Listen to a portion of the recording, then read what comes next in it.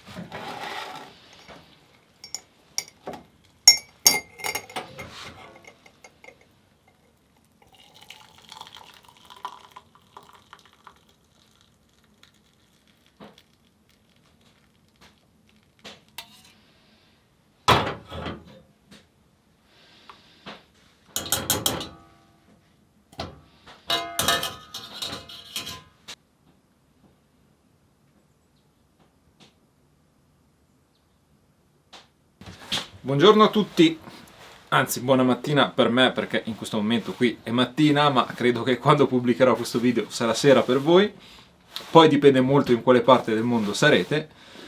Comunque ecco la realizzazione di un altro dei progetti che avevo in mente, che si è andato a definire nel corso del tempo, strada facendo, tutta una serie di progetti uno dietro l'altro per poi arrivare alla conclusione, che era poi un pochino il pensiero iniziale, cioè di realizzare in questo piccolo stanzino, diciamo, quella che si potrebbe considerare sì, il cucinino, anche se poi la cucina si dividerà in due parti, perché cucina più invernale sarà sempre sulla stufa, quindi utilizzerò la stufa per cucinare in inverno, e qua diciamo mezze stagioni ed estate verrà utilizzata anche lei. In realtà utilizzerò entrambe, perché poi qua ci sarà anche il forno e delle volte potrò utilizzare anche il forno elettrico utilizzando il Bluetti.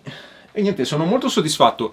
Ero abbastanza combattuto su questo progetto, perché avevo una mezza idea di realizzarlo completamente da zero, costruendo io i mobili con la legna.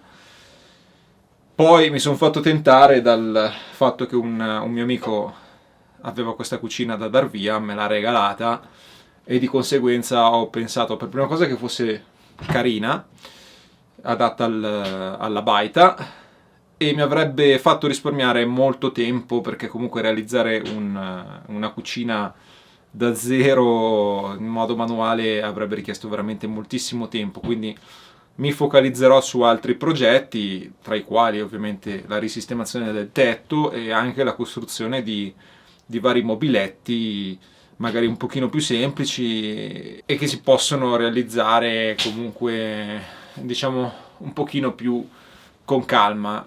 Un progetto del genere avrebbe richiesto veramente uno sforzo notevole.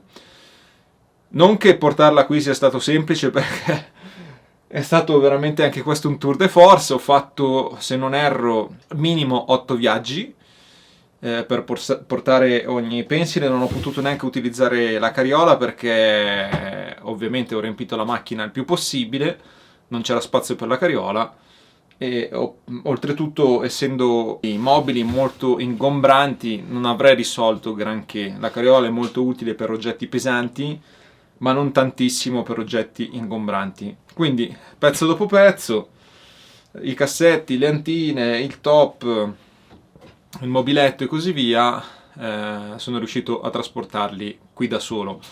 Ho fatto, penso, se non erro, 8 viaggi, forse anche qualcosina di più. Equivalente, ho fatto il calcolo praticamente ad un trekking completo. Adesso non so esattamente il chilometraggio, ma penso che tra andata e ritorno, ad occhio e croce, penso che una quindicina di chilometri siano andati. Come vi dicevo, qua manca ancora il forno che porterò, e comunque mi sembra un bel risultato, e soprattutto diciamo, la svolta totale sarà questa: l'acqua all'interno. Qualcuno potrebbe pensare che magari era un progetto prioritario da fare prima. Secondo me comunque avere l'acqua fuori, in ogni caso funzionante e realizzabile in modo semplice, mi ha fatto anche lì risparmiare tempo e mi ha permesso di concentrarmi su cose, a mio parere, più prioritarie. Ora è il momento anche di curare i dettagli, e quindi questo sicuramente sarà un upgrade in termini di comfort notevole, perché non dovrò più uscire e di conseguenza avrò acqua all'interno e potrò lavare i piatti all'interno, con tutta una serie di vantaggi, come dicevo, di comfort e anche sicuramente anche a livello termico, evitando sempre di più dispersioni di calore aprendo e chiudendo la porta. Quindi una volta che questa parte sarà completa, diciamo che si potrebbe stare in baita senza necessità più di uscire, perché ho la legna all'interno, ho l'acqua all'interno, tutto è all'interno e di conseguenza si può restare all'interno della baita, eccetto per il bagnetto che è staccato, ma quello resterà così, non ho intenzione di fare modifiche. Come potrete intuire, realizzare mandata e scarico dell'acqua in un muro in sasso di 60 cm di spessore non è semplicissimo. Qua ce l'ho fatta, la mandata era l'operazione più semplice.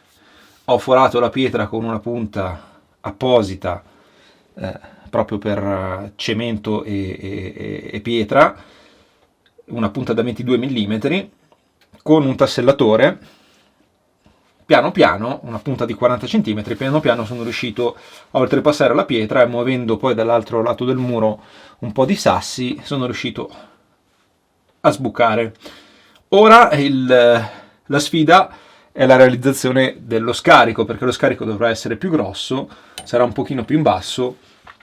Anche qua bisogna inventarsi, insomma, un pochino improvvisare, forare, spaccare e in qualche modo cercare di trovare una soluzione. È il momento di salutarci. Adesso ho ancora un po' di lavoro, perché dovrò fare lo scavo per intercettare la tubazione alla quale mi collegherò con un raccordo a T per la mandata dell'acqua, e soprattutto dovrò anche studiare il sistema per realizzare lo scarico. Se il video vi è piaciuto, mi raccomando, iscrivetevi al canale, è un supporto importante, ve lo ricordo sempre. Mettetemi un like, lasciatemi un commentino, ci vediamo al prossimo video. Un saluto da Luca, ciao a tutti e grazie.